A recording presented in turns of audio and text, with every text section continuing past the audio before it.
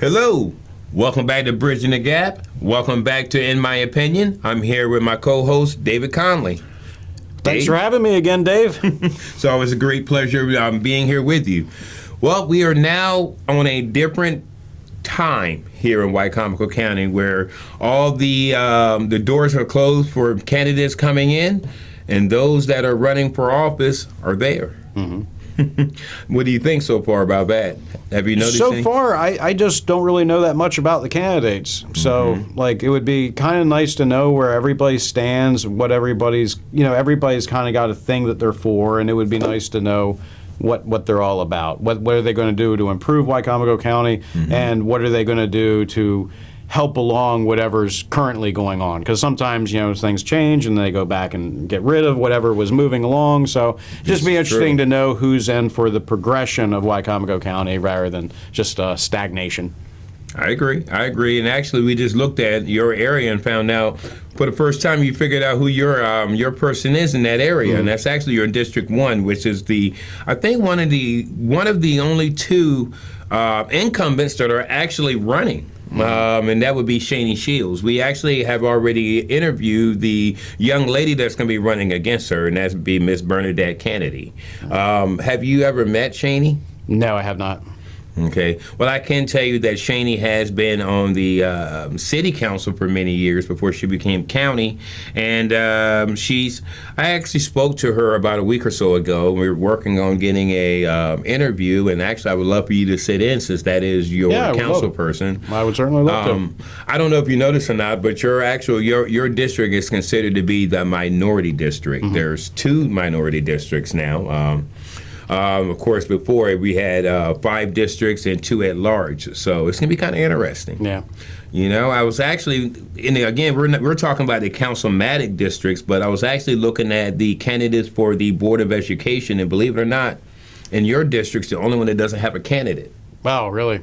So I'm kind of curious on how that works. If you don't have anybody running for that, then who represents it? Right, exactly. And that's for our education, so that's going to be kind of interesting. Yeah, well, that whole portion district that I'm in is kind of crazy how portions of it are part of the city and then portions of it are not.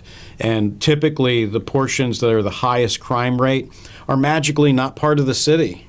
It's so odd. It's almost as if it was made that way. I don't know.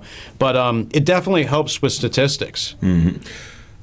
So there's no murders in Salisbury. There's never been any murders in the past years or two because in my opinion, he's trolling right now when he's a little this. Sarcasm, just a little sarcasm. There's nothing better than seeing a tarp over a car with a body in it for 3 days, and there's no detectives in Salisbury that can take care of the situation, and a Salisbury PD officer just has to sit in his car and make sure nobody touches where the car has been tarped, and that way there's no murders in the city. It's great. This must be your neighborhood. Yeah. Well, I can tell you with this is that actually the minority districts are not geographically set up; they're more demographically set up. So, I mean, so it's lower income housing. Well, it's demographically set up. I'm going to keep saying that because I'm pretty sure, and without risking someone not liking what I say, I cannot say that. Although I have my own thought, in my opinion. Yeah, well, it's our opinion. My opinion can be sarcasm as well, but it is my opinion. Right, but the funny part is that it stretches. It can stretch down in Hebron and then end up in the middle of Salisbury, then in Allen. So again, it's not demographic like most of them are. Yeah. But right now we have an incumbent there, which is in Shani Shields, and like I said, she's been on the city council for a while, and she just had one term with the county council. Shani's been around a while. She's in her 70s, and she wants to keep doing it. It's going to be interesting to see how that pans out. However, on the reverse side of that, we have sat down with Miss Bernadette, who just retired after 30 years from the library. Okay. And, some of the things that she was talking about is like the homeless that surrounded the library and treating them like people. And she also was talking about down in the area that she's from, which is the San Domingo area, how they restored a historically black school and how she's been working with that. And, You know, one thing I can personally say that I have found out by In your talking- opinion. Well, in my opinion, but actually it's fact. But talking to both the ladies, one of them is ready to sit down and talk to the now current executive and see if we can work things out. And the other one's like, we'll just go ahead and write her off. So, and you would have to go back and watch my interview to see which one of them is which. Okay. So, yeah, that's District 1. All right. Anything you would like to add to that? Not really. Just would love to know more about the candidates. And again, you may hear him say that a lot because Dave is curious about politics, but he's not sure of who's representing him in many of these areas. So a lot of this, he's just putting in words as he sees, that's something I can relate to, right? Yeah. I mean, I'm looking. I can kind of tell when somebody's BSing me and giving me a whole load of crap, and it's almost like when you see a video that's AI, and you know your ears perk up and you're like, that doesn't sound like a person. That sounds like somebody, you know, a computer is trying to make what a person sounds like. You know, they're talking in an echo or something like that. And sometimes when people are talking, I can clearly tell. Well, perfect example is the governor of Virginia when she came on after the president's speech.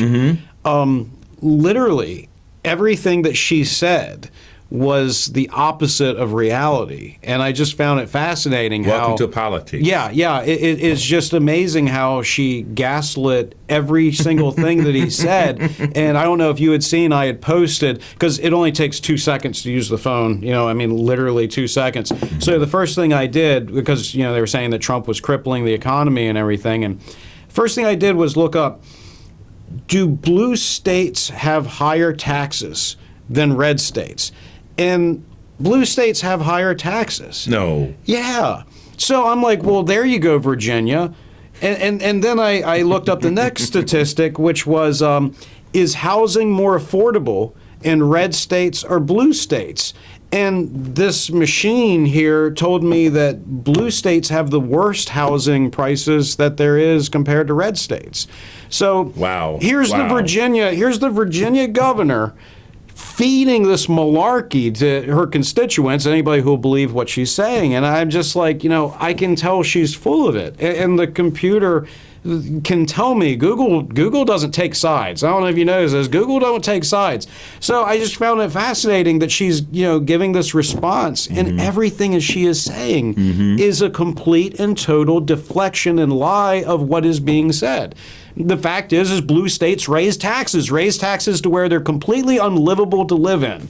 And I told a friend the other day, he lives in Delaware, and he's looking at moving at South Carolina. And it's a little too conservative a state for me. They've got nuclear power. There's all kinds of little things there that are a little different than here.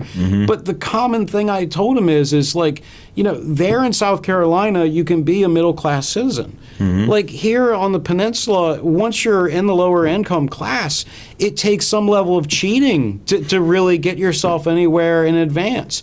So it just kind of shows that like here on the peninsula, you're always moving sideways. You're never moving up. You're just moving diagonal or sideways. I think there may be a couple people that may be moving up. But you just mentioned something about Virginia and their governor and talking about blue states. Yeah, as the same as Delaware or Maryland. Well, Maryland is a blue state. However, the county here is very red. It's very red. Yeah. Do you think that might be why the governor? I mean, I was just riding in and I heard, comments from Annapolis talking about our county executive and the fact that she's pushing back from Annapolis. I mean, you have to. I mean, like Annapolis is being influenced by the blue deep state, and the blue deep state just wants everybody to just not make any money and just barely hold on to their incomes and constantly need a handout. And it shouldn't be like that, but it gives them leverage over their people. As long as their people have to constantly come to them for help, guess what? People are always going to keep voting for them. So I'm not a person that follows one side of the politics or the other. I definitely lean right. However, I'm not the kind of person that would be right, so to speak. I'm just kind of in the middle, and I'm trying to bridge the gap. And it's I know.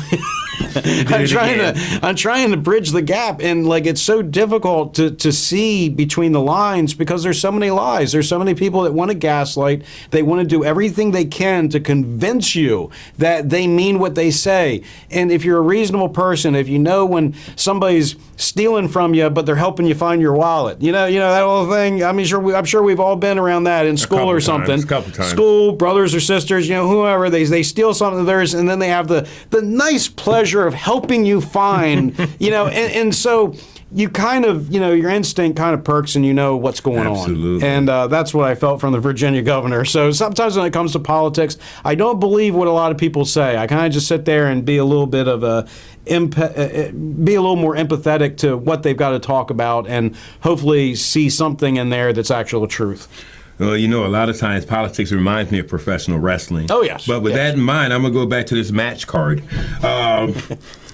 In District 2, Councilmatic. Now, this is kind of interesting because the incumbent, who was actually a good friend of mine, anybody who knows me knows that Councilman James Wynn, who was the one who got in a little bit of stink because he stood up and said a couple scriptures and, young man, waterman. But anyway, he's running for re-election. He's one of the other than your representative who's running for re-election, and he's actually got an opponent in the primary, which actually, to back up in District 1, that'll be all primary too, because they're both Democrat. Mm-hmm. But he has a primary opponent, then he also has a general election opponent, and it's the Atkins. When I say that, it's kind of unique. His opponent, as far as it goes with the primary, is going to be Patrick Atkins, who I know Pat, actually a friend of mine also. But he's going to be running against James Wynn in the primary, and then in the general, he's going to have to go up against, or Pat's going to have to go up against Jim Atkins. Now, did you notice those names? Yeah, they sound like the same name. You got James Wynn, James Atkins, Pat Atkins. It's... Yeah. It's like two Daves on a show. It's just who bigger? Who could ever do something David like that? James. Yeah. But I can say a little bit about this group because I do know them a little bit. There will be someone here I won't know too much about, but that's what Bridging the Gap is for. We're going to definitely put some information out so you can be able to get up with us so we can sit down and talk. But I do know these three, two more than the third, and actually one more than the two. We'll start with James Wynn. Like I said, I've known him for a while. James, I've known since he was actually maybe about 7 or 8 years old. I've seen a young man grow up. Grew up in my church. Still walking around with a Bible. I've actually seen him he was actually at Redmond's for a fundraiser, and there were a lot of people around there that had beers, but not him. He got up and grabbed the Bible. So I was like, okay, James. So the right one. But he's also a outdoorsman. He's done a lot of work on the west side, alongside Captain Joe Lappin, trying to get some watermen, some things done in Annapolis. I think he's done a great job. The next one would be Patrick Atkins, and like I said, I like to call him Tick and Took, and he knows why I would say that. He's a good guy. I've known him for a while. In the political realm, he definitely, during Question A, he definitely stood up for the executive form of government, and it's going to be interesting to see what his stands are and what his views are. And Pat, I asked you before, now you're actually I was calling him Mr. Money in the Bank. Okay. Because he's had this contract for a while, the contract to actually put his name in, but he never said, well, he did kind of tickle the fact that he might run for executive, but he never actually did it. So everybody was like, what is he going to do? And I called him Mr. Money in the Bank, so he actually filed for council. So it's going to be interesting. Then it comes to Mr. James Atkins, or Jim Atkins. I haven't talked much with Jim Atkins. I do know that he is part of another show here at PAC 14. I do know that he spends a lot of time at the council meetings. One thing that does stand out is that he questions a whole lot of what the executive office and the executive branch does. If I can remember, during the Question A or the vote to try to take away the executive form of government, he was very adamant on getting rid of that form of government. But I can say definitely from what I've seen from him is that he stays involved. Does he do his homework? I think he does some research. Do I think that he can get along with the executive? Well, maybe it'd come down to who the executive is going to be. I mean, you also have Ernie Davis running. I have a big question mark in my head. It's just because of what I've seen in the last year plus, actually more than a year. Rather than not, he could actually sit down and get the work done with Julie Giordano. Now, Ernie Davis, he owns property. He's a real estate man. I'm not really sure exactly what Ernie does, other than I knew he owned a power washing company a while back. He may still do it. I do know that Ernie Davis, and we're talking about Ernie Davis, who's running for county executive. He was on District 1's council. He was the councilman for that district 4 years ago, so he has served time on the council. I do know that. I would love to know more about him. Yeah. You see, the executive branch is like the president of the county. Right. Let's think about that. You have a mayor, then you have an executive, then you got the governor, then you have the president. So I think that knowing about a person running for executive, we need to know a lot. Well, yeah, we need to know a lot about anybody who runs for any position. Absolutely. If we're the ones electing them, got to know your candidate. Absolutely. It's kind of hard not to know who Julie Giordano is, 'cause every time you turn the TV on and WBOC or somebody's talking about her. That, or she's gone live on her own. One thing is, when I can say about Julie when she was running for office, is she got her exercise in. The lady knocked, I would say, probably well over half of the county herself. I don't know how many days she wore tennis shoes, but I do know some of them she wore high heels, so I don't know how she's done that. But again, so those were the ones we had for District 2. We have, again, the incumbent, which is James Nguyen. Then we have the other Republican running, which is Patrick Atkins, and then you have the Democrat area. I haven't seen many Democrats win. It's a very red district. Yeah. Okay? Would you like to add anything? No, nothing. Okay. So now let's go to District 3. Now, District 3, we have, what's that name there? Habakkuk, which is a good name in the Bible, Habakkuk Pishin. All right, and I think he may be of Haitian descent, but it's good to see that everyone's getting involved. But this is also a minority district here. So he's going to be running. He's on a Democrat ticket. He actually registered on the 11th, so he gave it about maybe a week before the closing date, but he got in there. It's going to be interesting to know more about him. Again, I don't know who he is. I actually need to talk to him and apologize if I said his name wrong. Right. Well, you had me read his name, so I apologize if I said your name wrong. I'm a smart man. So he's also going up against a Republican in that district named Tony Hilligoss. Now, I don't know much about Tony, but at last name, his wife is Molly Hilligoss. Molly is in charge of Habitat for Humanity. Oh, okay. So this will be interesting to see how this plays out for the affordable housing. Right.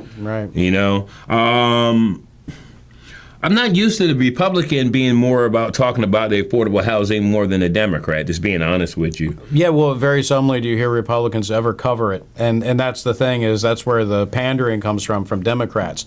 When the Republicans don't go for a topic and they just stay away from it, it has a tendency of the Democrats using that as their full force topic for campaign. So, good point. It just is what it is. Good point. Well, and I don't know if I don't think it's that they don't care. I've actually talked to a really good Republican. She said the way to fix affordable housing is to build more housing. Because when you build more housing, the housing that's already there, that price goes down. Does it? It goes down because you got more housing. People who are living in those houses are going up. So you're going to have more housing, which more housing, you want to have someone in it.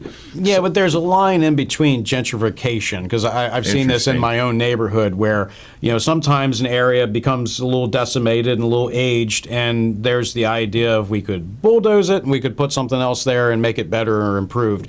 But a lot of times it just is left to fester. And if you build more housing, I can't really see that being a solution. The first solution would be to figure out what's going on with the housing issue as it is. Because if you got a bunch of people on Section 8, or you got a bunch of people that are having a really hard time paying the bills, plopping a bunch of new houses doesn't mean that, you know, I see what your if, point if you is. make $2,000 a month and it's not enough to be able to afford rent or to afford a house, because there's a new house there, it's not going to see change what you're anything. saying. Your only step would be to step down. Well, thank you. In my opinion, the Section 8 housing situation needs to be looked at anyway. The reason why I say that, I see it as it should be more of a temporary, and I'm not saying take it away from people. Absolutely temporary, because the thing But some people may need on a more permanent basis. Those are elderly. disabled. Yeah, well, disabled or elderly. But Yeah. when you're looking at someone who's youthful and vibrant and they're having a family, like at some point, there has to be a point, you know, where you move on and you move up a level. But like I say, one of the states of the peninsula is we all seem to move sideways and diagonal. That we don't seem to move up. So it's a tough argument. It's a really tough one. I think it's one of those things that has to have a lot more analysis, because you're not only talking about income and finances, but you're talking about people. And sometimes it's hard to get people to change, especially when people become so used to the system. You know, Yeah. that's why But it's just like with you know, the tariff situation going on, and the president saying that inflation is at an all-time low. As a business owner, I've noticed that when my prices go up, they don't seem to go down afterwards. They don't seem to ever go down. And I've watched all these tariffs I've paid. I paid basically like $1.70 more per item on these tariffs, and I'm not seeing any company saying, well, it was illegal, so we're just going to lower our prices. It doesn't happen. And that's what causes inflation. It's like this constant thing that you can't stop. It just keeps stacking and stacking and stacking. So more houses, in my opinion, I don't know if that actually is an improvement or not. You got to improve the people before you can really do anything. I like that thought. In my opinion, you need to cut the umbilical cord in some places. Yes. You know? Thank you. Even though I do love my mama. I love mine too. Well, anyway, let's get back on topic here. In my opinion, we're getting off a topic there. All right, Councilmatic District number 4. Now, that district is more downtown area. One of the people that's running is a friend of mine. Actually, I'll be honest with you, I encouraged him to run. Oh, yeah. And that would be someone that, I want to see you on here soon, Aaron. Aaron Guy. Aaron Guy is running on the Democratic ticket. I'm just going to say it like this. In that area, it's going to be hard for a Republican to win, because it's so deeply, you know, leaning in the other direction. But anyway, Aaron Guy is running on the Democratic ticket. He actually filed on the 10th of February, and he has an opponent. And he has 2 opponents, actually. The other Democrat that's running in that district name is Aaron Patterson. I don't know much about Aaron either. I don't even know anything about Aaron. Again, those that we don't know anything about, we encourage you, please. We're going to send out some information. We got 2 Aarons. You got a female Aaron. Oh, okay. That's ER. Well, you know they always say they're you. So everybody's always running an Aaron. So you've got Aaron E and Aaron A. 2 Aarons are run.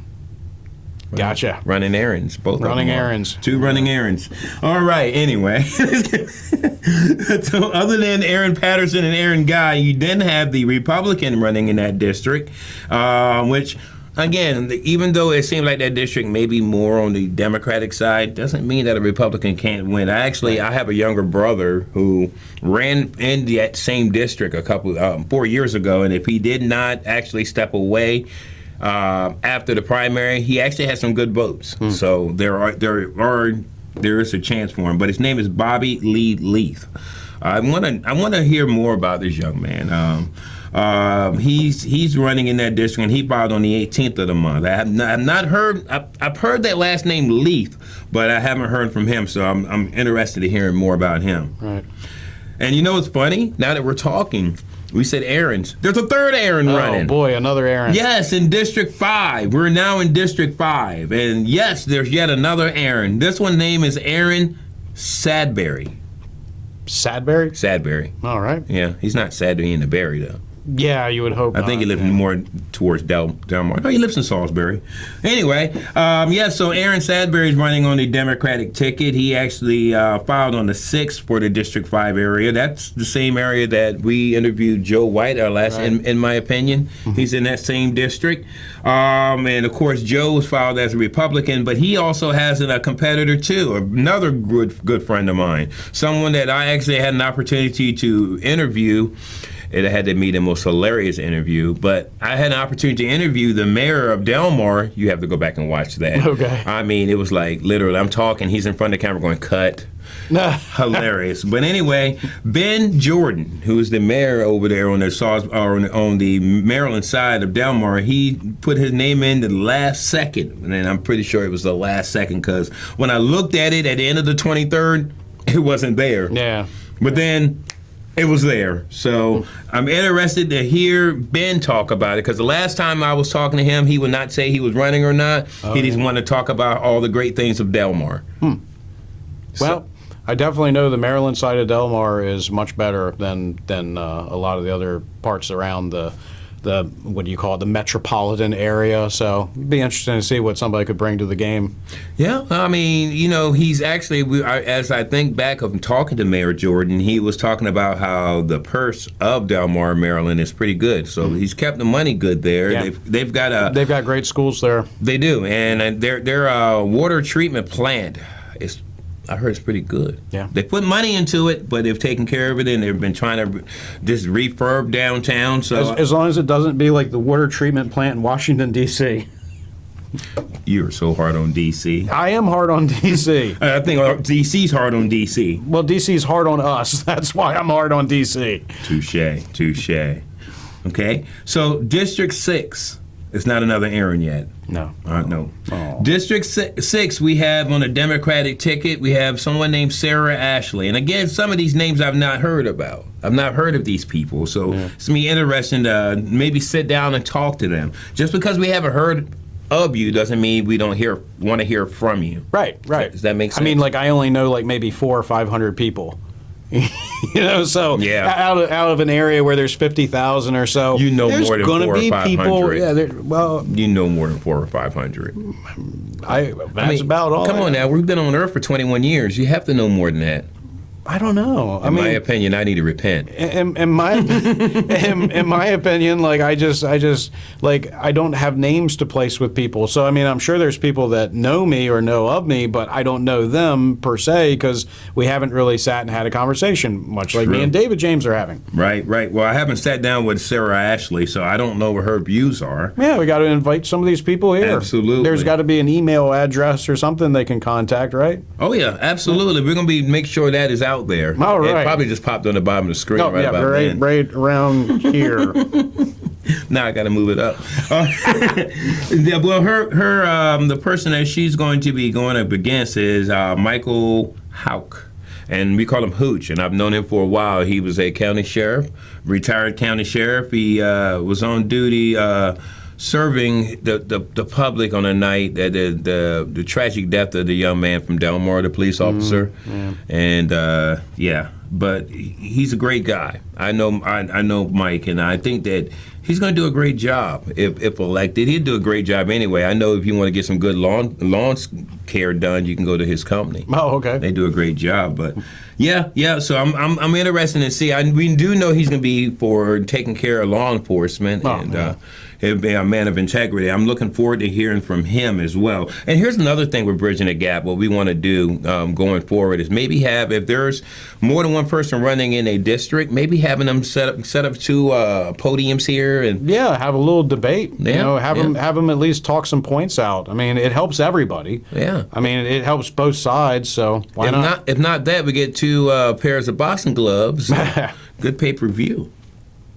Or maybe we could just get like, we don't want violence. So how about if we just get a Rock'em Sock'em Robots and just put them here? Remember those? Yeah. Kids wouldn't understand that. Oh, no, they Where's came the back. batteries? Okay, we're going to keep it moving here.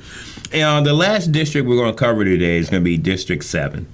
District 7 is going to be one of those unique one because it was a question if there was going to be another incumbent got into it, which was Jeff Merritt. He did not, which is kind of unique because the county executive said there was going to be a brand new council, and it seems like it's going to be. But District 7 is going to have two people that it's going to be interesting. It's going to be interesting to hear their views. And one of them is running on a Democratic ticket. The other is running unaffiliated. As a matter of fact, if you look at Joe Venosa, who is on the thing for the elections, it says candidacy for a general election only. So they said even when he first got in there, he's just going to graduate. But he's going up against Megan Alton. You know anything about Megan Alton? No. Name rings a bell, but no. Okay, not Alton brothers, not same set Altons. Oh, okay. Yeah, her family's out of Fruitland. I do know that Megan was on the city council. She was appointed to city council when there was a vacancy. She did serve on that. She ran for council 4 years ago. For the at large seat. She did not win. However, she's trying again for office. We tried to reach out to her. We haven't heard back from her yet. There are some questions that I definitely want to ask her and see where her thoughts are. But as we fast forward over to Joe Venosa, Joe Venosa is also, as like with Joe White and Jim Atkins, part of the another show here at PAC 14. He also was against the Question A, or having the executive form of government.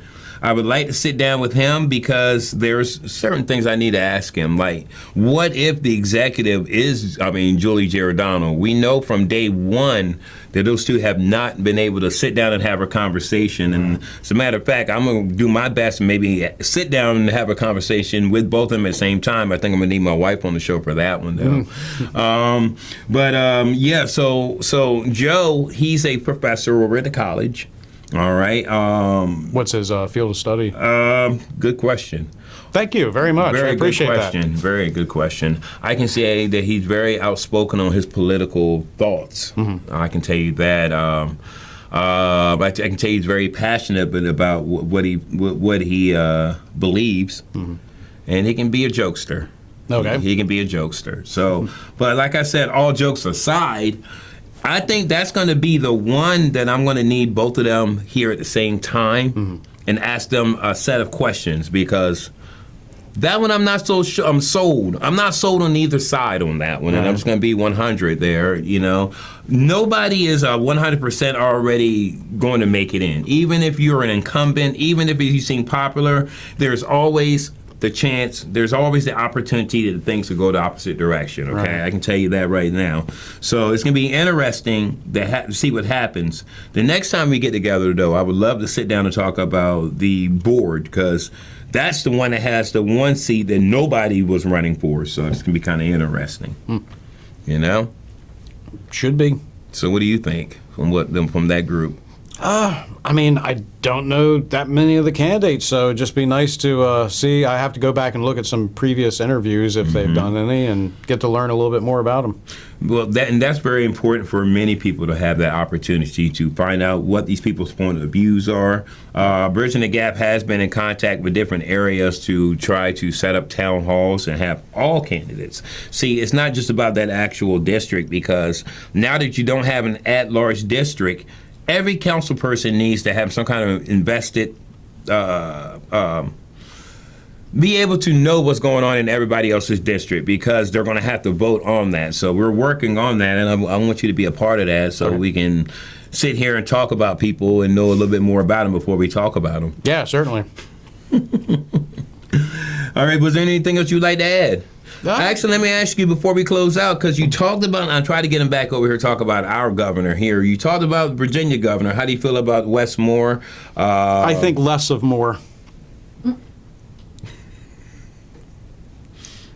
I want less. Sounds like a plan to me. Sounds like if you heard our studio audience, you probably heard somebody else out there go, It just makes me miss Larry Hogan more. My wife and I got an opportunity to meet Governor Hogan. He seems to be a nice young man, nice gentleman. We also had an opportunity to meet the young man that's going up against Westmore. Actually, when I first started with Bridging the Gap, had an opportunity to do the opening prayer at Collin Barn for Dan Cox. Dan Cox has now entered the race for governor, and I've actually reached out to him, and it's looking like we maybe have an opportunity to have him on Bridging the Gap and talking, he actually won Wicomico, I'm thinking. I'm not sure if he did not win it. Don't hold me to that, but I'm pretty sure it was close. I do know that we were behind him as far as those conservatives that I was affiliated with. Granted, I did get some family members that have always voted Democrat that was questioning me not voting Democrat, but, that's one thing about me. I vote for the person, not the party. Right. That's the way it should be. But with that in mind, is there anything else you'd like to add before we close out? No, other than just everybody enjoy March. Yeah. Well, you actually, I just celebrated my anniversary, about to celebrate my birthday, and then we're going to march right on in to spring. There you go. In my opinion, it's going to be a great spring, too. I hope so. I certainly hope so. We all need a nice spring to come along after this winter and all the ice we've had to deal with. Just a little bit. It wasn't a whole lot. Ice has been a problem this year.